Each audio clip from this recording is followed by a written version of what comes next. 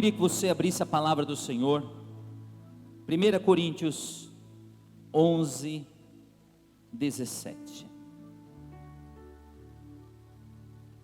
A versão que eu vou ler é a versão Almeida.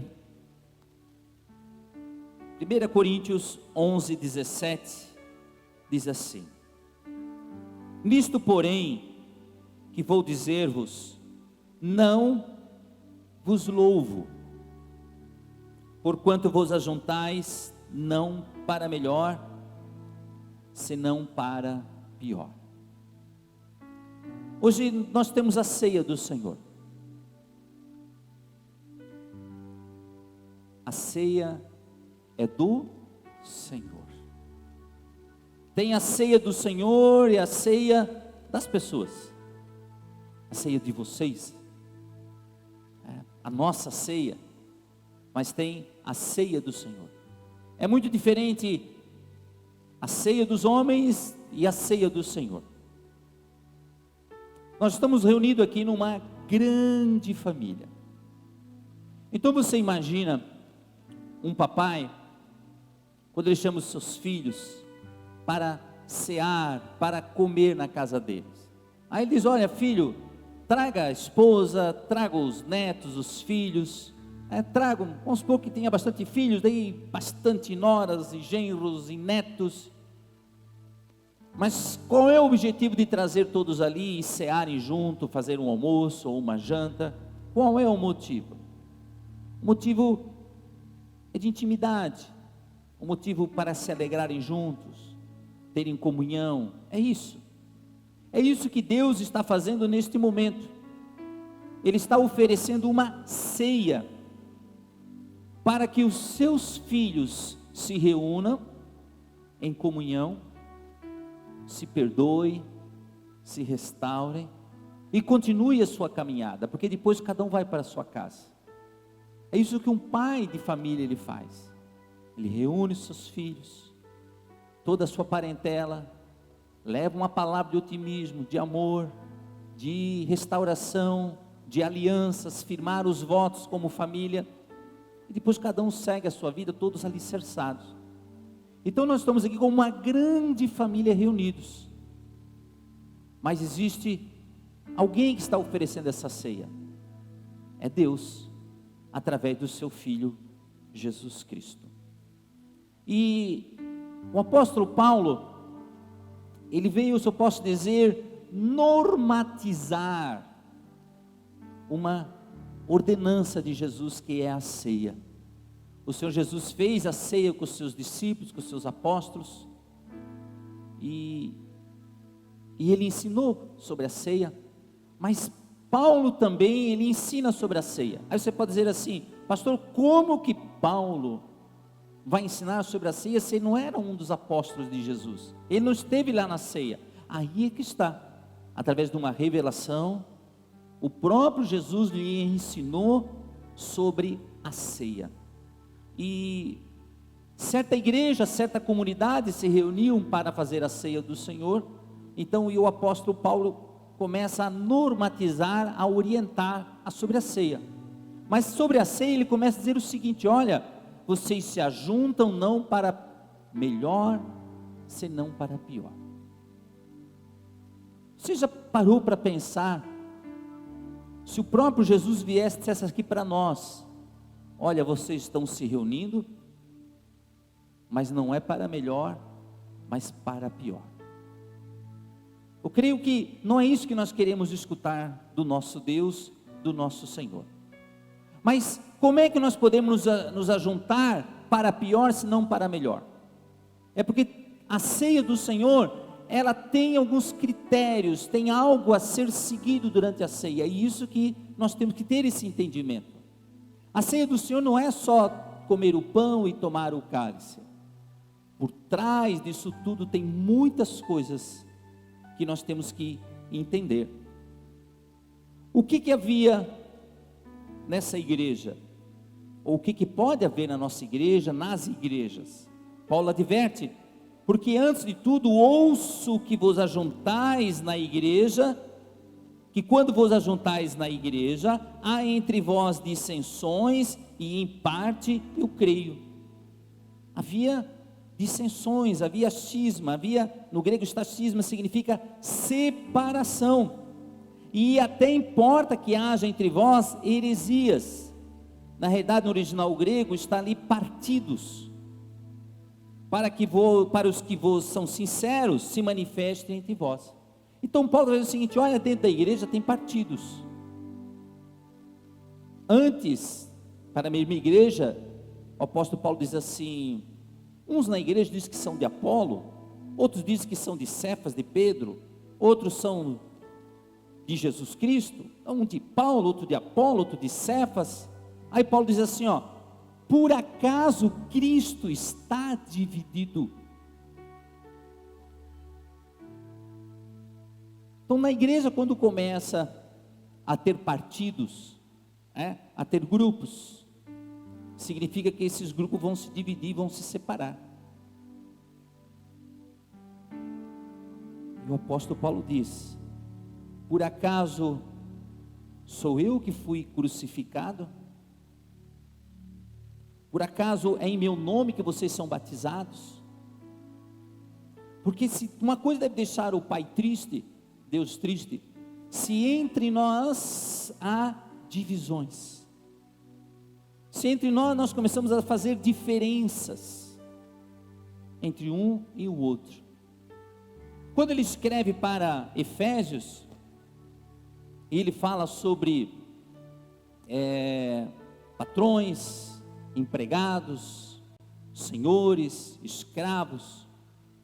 Ele diz assim: olha, o empregado, o servo, quando ele trabalha, ele não está trabalhando para o seu chefe, para o seu senhor, ele está trabalhando para mim.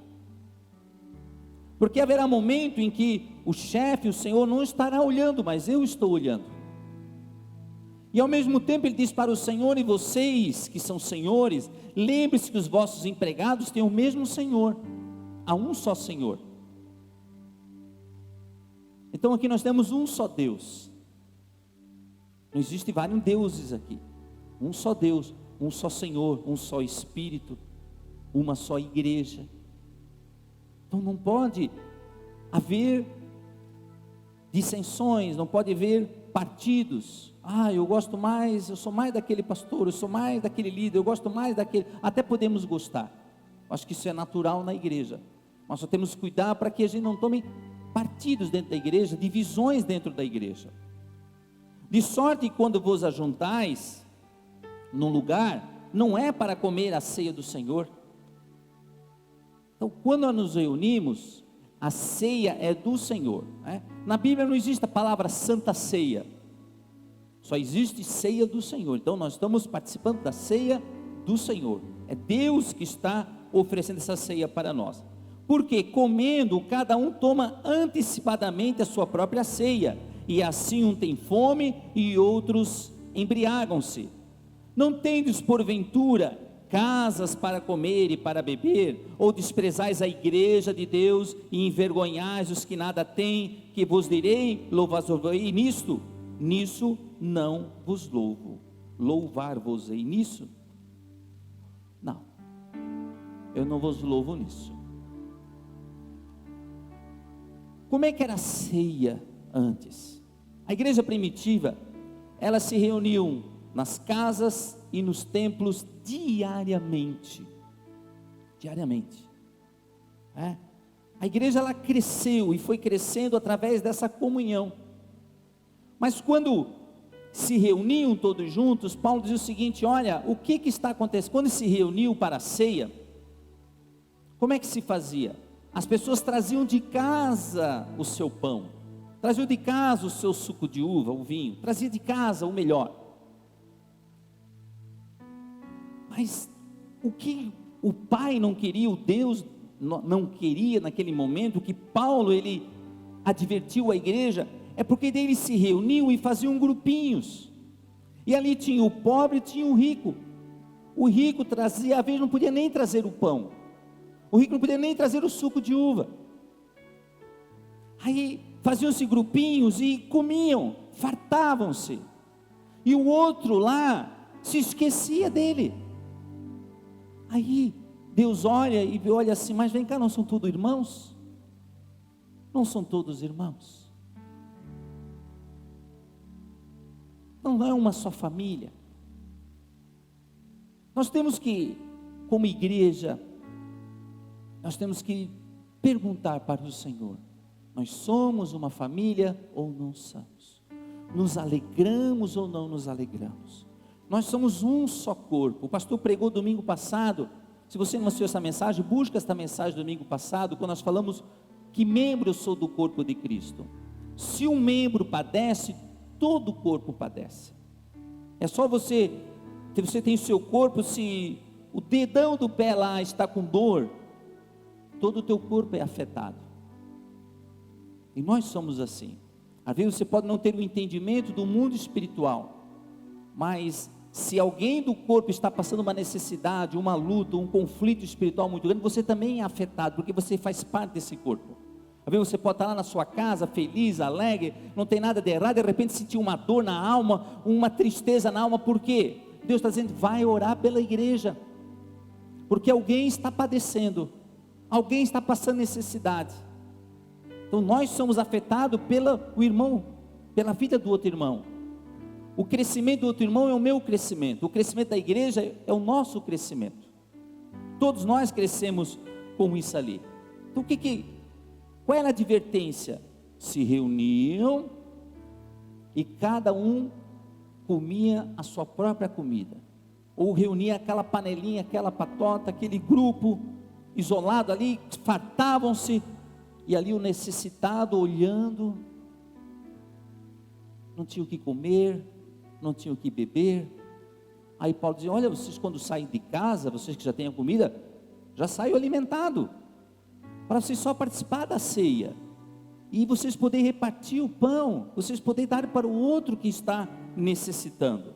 Então, nós estamos aqui reunidos, o nosso grande medo, o nosso grande desafio, é que o Senhor se agrade desta ceia, que o Senhor olhe para nós e diga: olha, vocês se reúnem para melhor e não para pior. Esse é o elogio que nós queremos ganhar de Jesus nesta noite, que nós nos reunimos para melhor. Aí o apóstolo Paulo diz: porque eu recebi do Senhor o que também vos ensinei. Então ele recebeu do Senhor. Como que ele recebeu? Não sabemos. Se foi em sonho, se foi em visão, o Senhor veio pessoalmente para ele, mas o Senhor ensinou o apóstolo Paulo. E ele diz assim: que o Senhor Jesus, na noite que foi traído, tomou o pão e, tendo dado graças, o partiu e disse: tomai, comei, isto é o meu corpo que é partido por vós, fazei isto em memória de mim. Este é o meu corpo que é partido por vós, fazei isto em memória de mim. É um memorial. Como é que nós podemos mostrar para o mundo um memorial? Como é que nós, como igreja, as pessoas podem olhar para nós e dizer: esse povo é diferente, eles têm algo de sobrenatural, eu quero fazer parte desta igreja, eu quero fazer parte desse negócio. Qual é o memorial ali? O que é o mais importante? O importante é partir o pão. O importante é a gente compartilhar o pão. O que significa compartilhar o pão? Por que Jesus fala? Porque a palavra de Deus diz que este é o corpo que é partido por vós, fazei isto em memória de mim. Qual é a melhor forma de nós prestigiarmos a memória do Senhor? É quando nós olhamos para o lado e percebemos a necessidade do irmão. É para isso que serve a ceia. O memorial é quando eu me preocupo com as necessidades do irmão. Há pessoas padecendo, há pessoas passando necessidades, e eu não posso me esquecer do meu irmão, eu não posso me esquecer das pessoas que estão padecendo, seja emocionalmente, espiritualmente, fisicamente, financeiramente, passando necessidades físicas, todas as necessidades, porque nós somos um só corpo. Nós podemos agradar a Jesus quando nos reunimos e olhamos a necessidade do irmão que está ali ao lado. Aí nós estamos fazendo aquilo que o Senhor nos quer numa ceia. Aí sim nós estamos reunidos para melhor.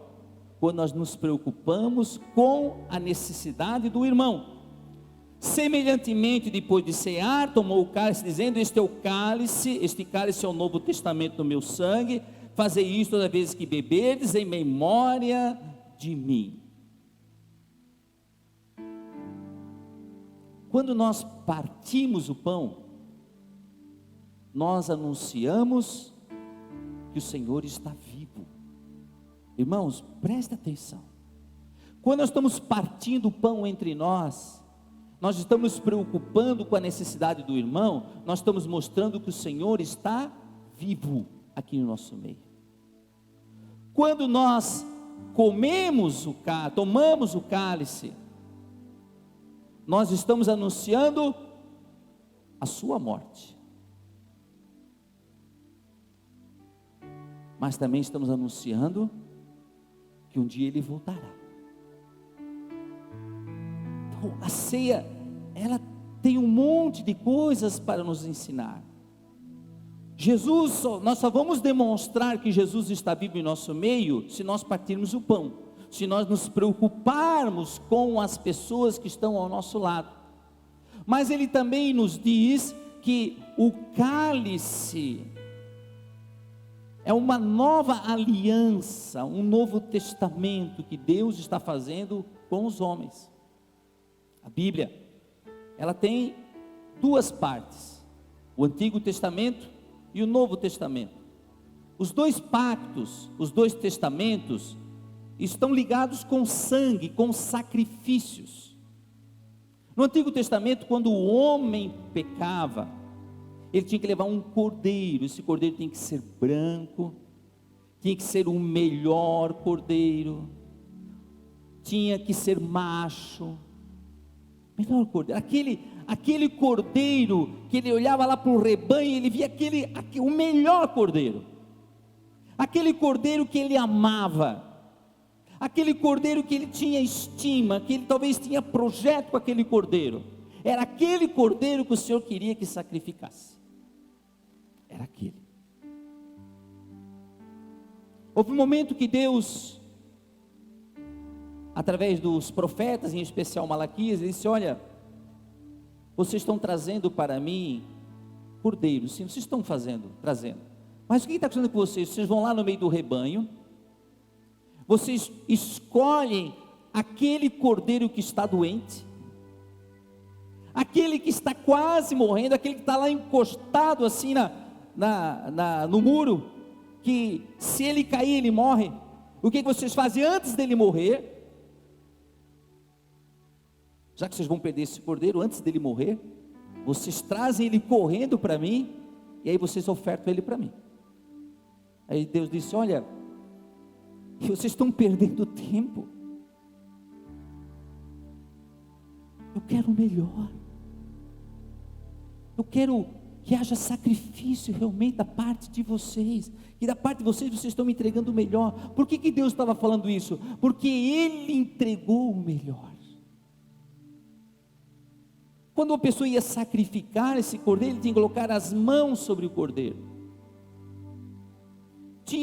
O seu pecado era transferido para o cordeiro.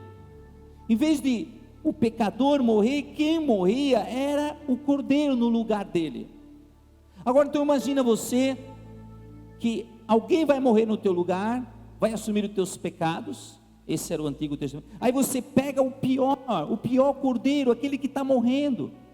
Ou quando era para fazer uma oferta ao Senhor mesmo: olha, hoje, Senhor, eu vou te ofertar. Aí traz a pior oferta, o pior cordeiro que está morrendo. Aí o sacerdote sacrificava aquele cordeiro no altar de holocausto. E depois, lá no lugar santíssimo, dentro do templo, ele apresentava o sangue, ele fazia a intercessão pelo pecado do povo. Ele levava todo aquele sangue e fazia intercessão pelo pecado do povo. Quando veio Jesus, a primeira coisa que João identificou em Jesus: eis o Cordeiro do mundo, eis o Cordeiro que tira o pecado de todo mundo. O que Deus fez? Deus não foi lá escolher o pior cordeiro. Deus não foi escolher o cordeiro que estava quase morrendo, lá encostado no palanque, lá antes que caísse, morresse. Ele não apresentou isso. Ele apresentou o melhor, o seu Filho, Jesus Cristo. Você já parou para pensar quem é Jesus, irmãos? Quer ver, a nossa mente vem assim, Jesus, aquele lá que está pregado na cruz lá, aquele do quadro bonito, com os olhos azuis, aquela barbinha. Nós temos a noção desse Jesus, né? Numa nuvem cheia de anjinhos do lado. Não é isso. Nosso Jesus, Ele é Deus. Ele é Deus. Ele é Deus.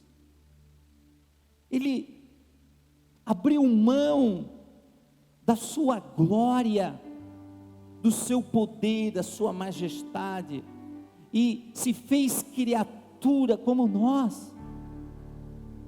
Ele tomou a forma de homem como nós.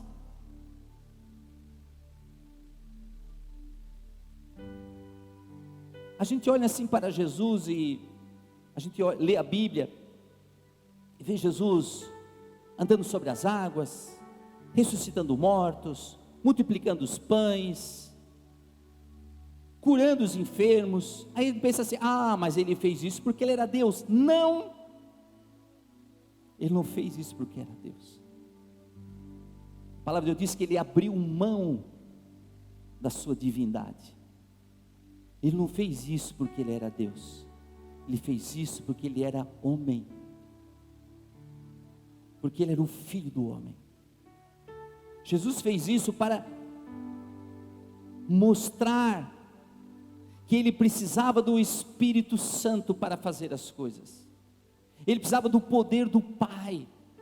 Jesus ia para os montes orar, ele se isolava, ele buscava a presença de Deus, porque ele precisava de Deus para fazer os milagres. Ele não fez os milagres, porque ele nunca deixou de ser Deus, nunca, mas ele fez os milagres como homem.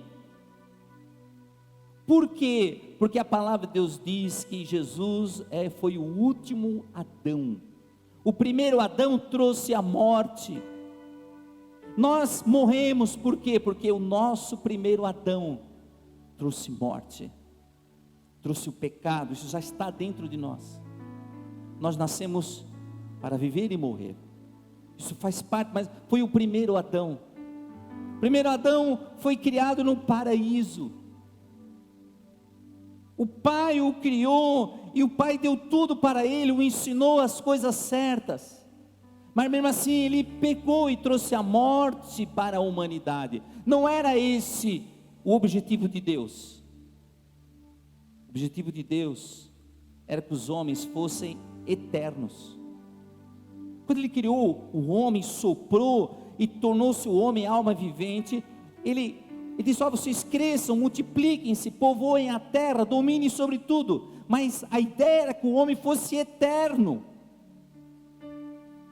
Mas daí entrou o pecado, nós perdemos a eternidade. O que Deus fez? Expulsou eles do jardim. Por quê? Porque lá estava a árvore da vida.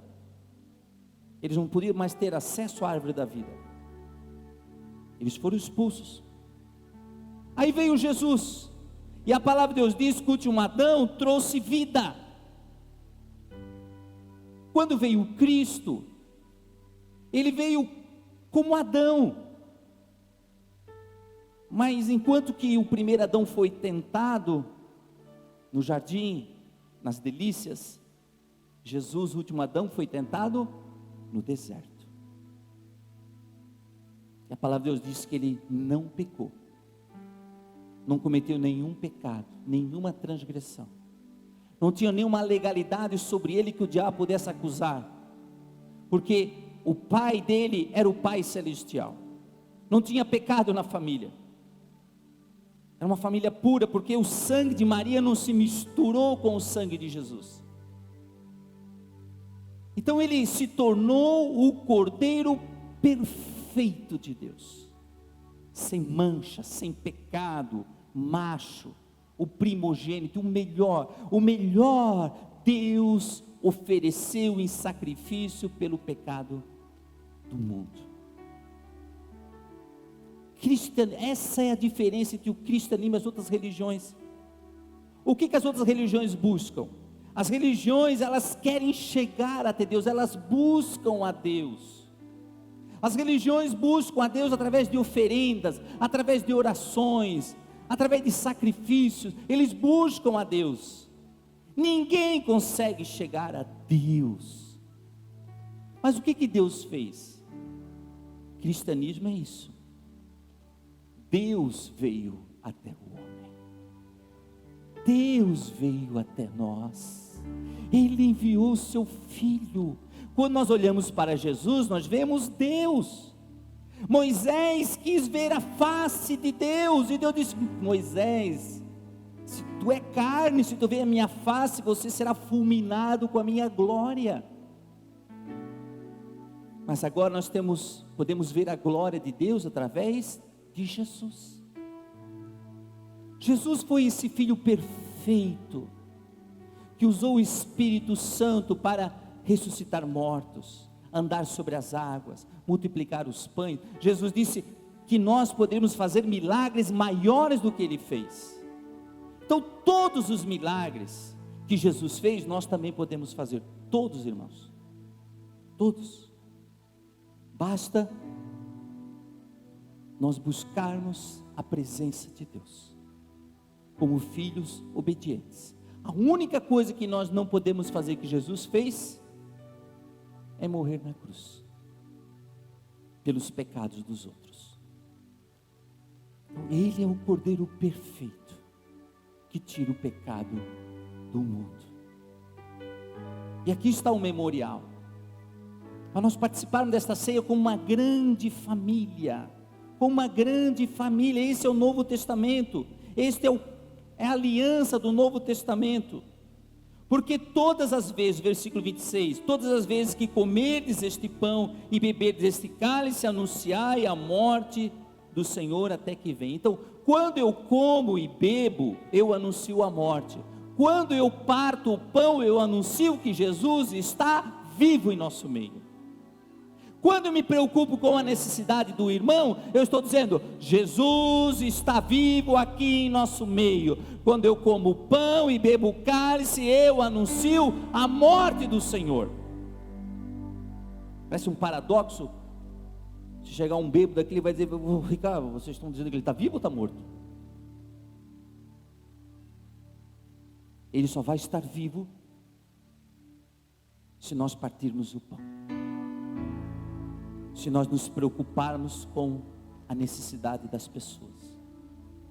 Se nós não nos preocuparmos, ele continua morto.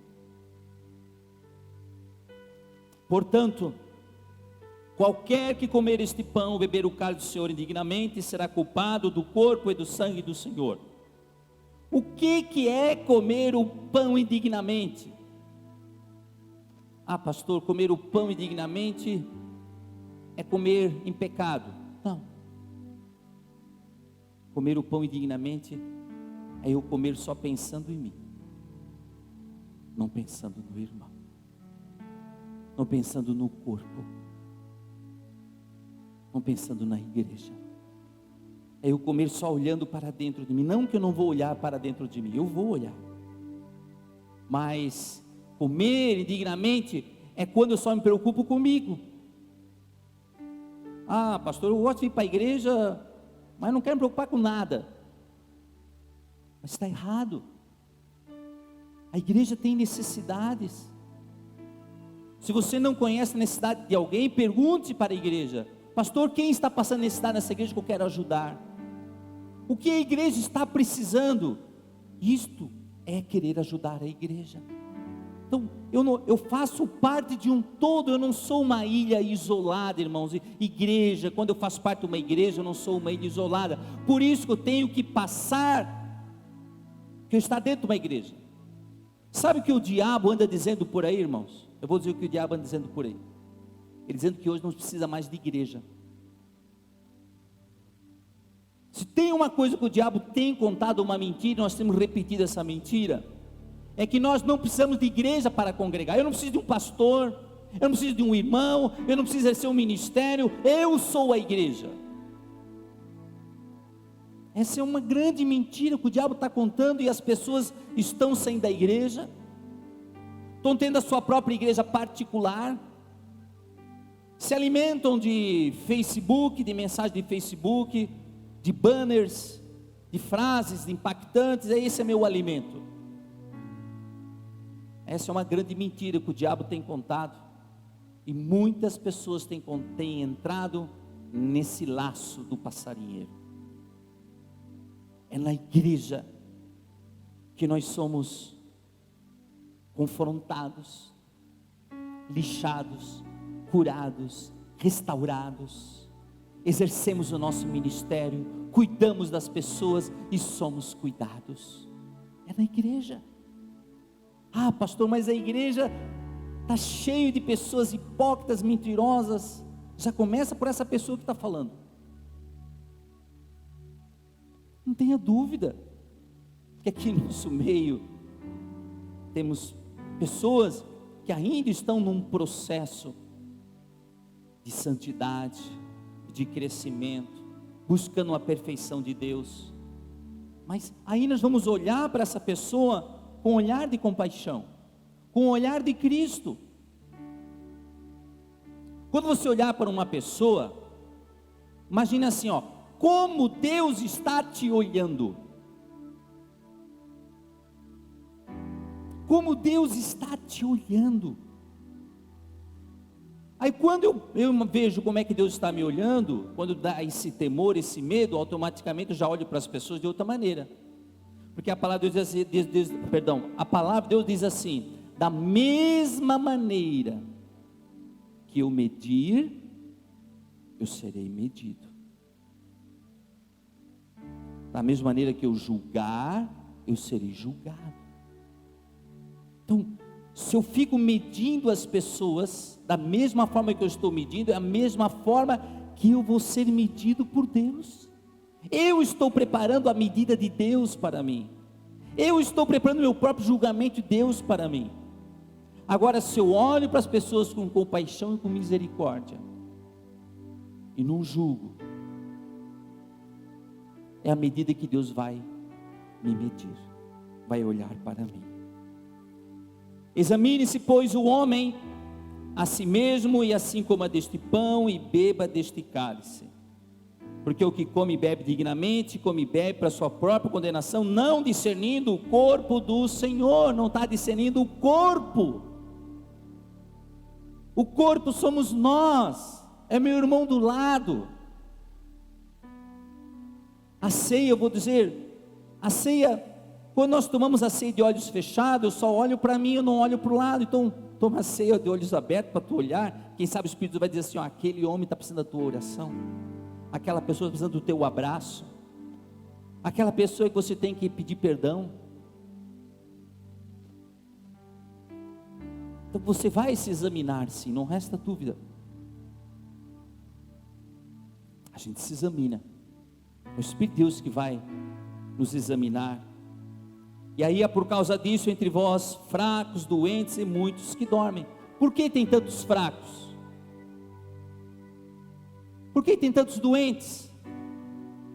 Porque nós não estamos olhando para eles. Nós não estamos olhando para o fraco. Nós não estamos olhando para o doente.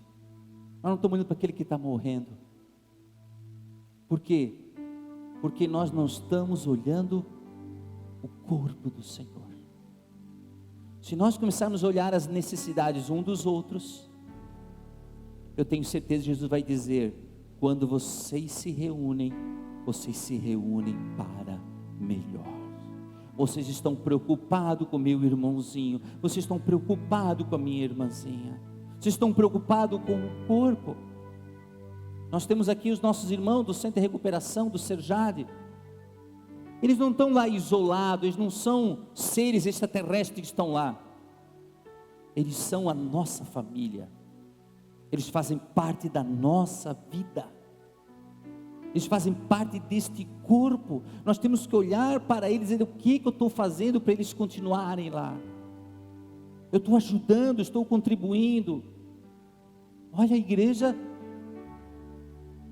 o Sejado está de portas abertas para você ir lá fazer uma visita, você orar por eles. Fale com o pastor Marcelo: olha, pastor, eu queria levar uma palavra, eu posso levar? Vai lá, você e tua esposa, leve uma palavra.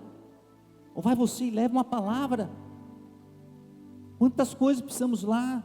Cortar o cabelo, tem área psicológica, área médica, área de saúde, área de enfermagem, parte teológica. Quantas coisas podemos fazer por eles? Nosso objetivo não é eles passarem 9 meses lá e depois mandar embora. Nosso objetivo é que eles passem 9 meses lá e saiam um novo homem, com família restaurada, emprego restaurado, que depois eles possam levar o evangelho, a palavra de Deus. É isso que nós queremos. Nós somos um corpo. Então, quando nós fechamos nossos olhos e não nos preocupamos, por causa disso há entre vós muitos fracos, doentes e muitos que dormem, que estão morrendo. Se estão fracos e doentes, é porque nós não estamos olhando para eles. Porque se nós julgássemos a nós mesmos, não seríamos julgados. Mas quando somos julgados, somos repreendidos pelo Senhor, para não sermos condenados com o mundo. Quando nós tomamos a ceia do Senhor, há uma repreensão do Senhor sobre nós. O Senhor nos repreende pelos nossos pecados, pelas nossas fraquezas, pelas nossas falhas, mas o Senhor nos repreende porque nós não estamos cuidando do irmão. Mas, irmãos, nós somos, porque a ceia é do Senhor, então o Senhor pode nos repreender. Quando uma família se reúne, o único que pode repreender é o patriarca, é o dono, é o pai que está ali. Ele pode repreender a todos. Não é um outro pai que chega: eu quero repreender os filhos de vocês. Não, existe um patriarca, existe alguém ali que governa a casa. Então, como a ceia é do Senhor, não é o diabo que vem nos repreender, não é o mundo que vem nos repreender, é o próprio Senhor que está aqui, que é o dono da ceia. Ele pode nos repreender, sim. Por que Ele nos repreende? Ele diz aqui: porque para nós não sermos condenados com o mundo. Irmãos, preste atenção.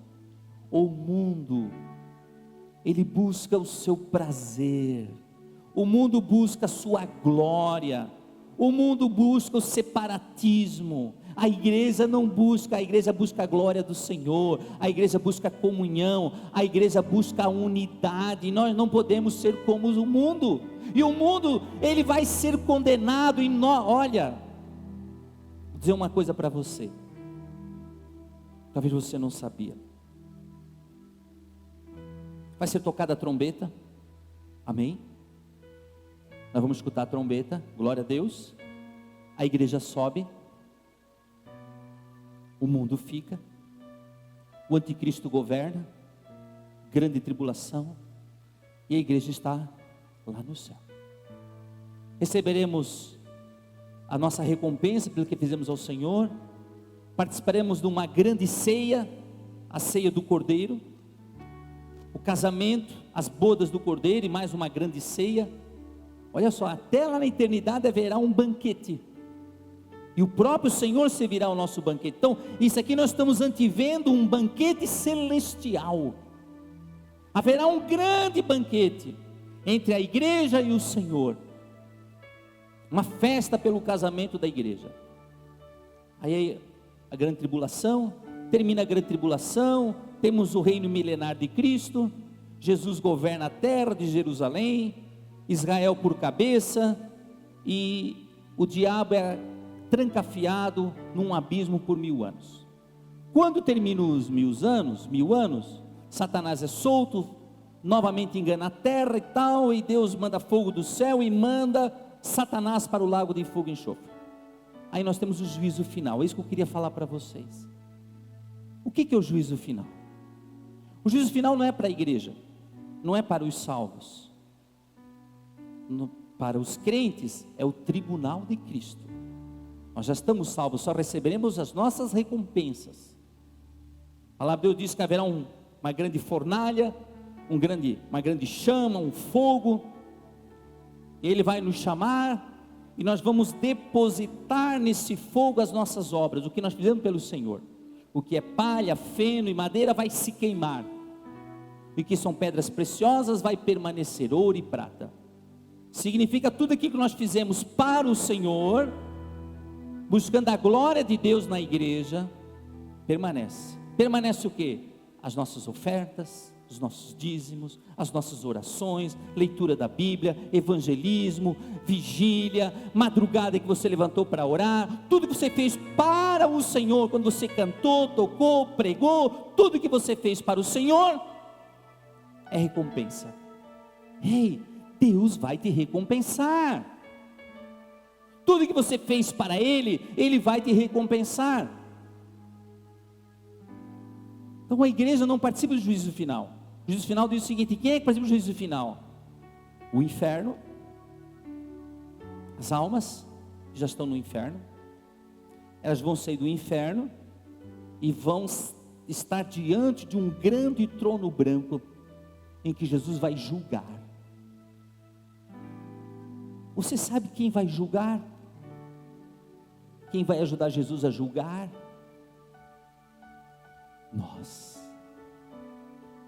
Nós sentaremos em tronos como juízes. Nós, igreja, vamos julgar. Quem nós vamos julgar? O inferno e os anjos decaídos. Por isso que os demônios te odeiam. Sabe por que os demônios te odeiam? Porque ele olha para você e diz: meu, esse cara vai me julgar. Então você tem que fazer de tudo para ele não ir para o céu, para ele ir para o inferno, para depois para o lago de enxofre comigo. Então nós vamos julgar quem? Nós vamos julgar os anjos decaídos e vamos julgar o mundo. Aí depois, os anjos decaídos e o mundo todo julgado pela igreja e pelo Senhor, vai para o lago de fogo e enxofre, que é a segunda morte, e lá vão ficar por toda a eternidade. E Deus vai fazer um novo céu e uma nova terra, e o próprio Deus habitará conosco, e nós habitaremos sempre com o Senhor, nesse novo céu e uma nova terra. Mas sabe, onde tivemos aula de escatologia, com as crianças da doutrina cristã, e foi falar de uma coisa, então fica imaginando assim, uma senhora, muito simples, uma empregada, que trabalha numa casa, uma grande mansão, muita riqueza, muita ostentação, e aquela senhora simples, serve a Deus, com alegria, com amor, com retidão, uma serva do Deus Altíssimo. Lá no juízo final, lá está aquela senhora, sentada para julgar aqueles que não quiseram saber de Jesus, e lá vai estar o seu patrão, as pessoas muitas vezes que humilharam, ela vai estar lá, mas no coração dela não existirá vingança, porque o coração dela é um coração de um justo, e ela julgará com equidade, com justiça, porque o Espírito do Senhor está com ela naquele momento. Então, por isso que o apóstolo Paulo ele adverte a igreja: quando vocês têm problemas entre vocês vão lá para o juiz ímpio, dentro de vocês não conseguem julgar e resolver os problemas de vocês têm que levar os problemas da igreja lá para a justiça, para o ímpio, e manchar a minha igreja. Vocês não sabem que julgarão o mundo e julgarão os demônios? Portanto, meus irmãos, quando vos ajuntais para comer, esperais uns pelos outros. Então, quando você receber o pão, receber o cálice, aguarde, que nós vamos cear todos juntos. Amém? Quero convidar você.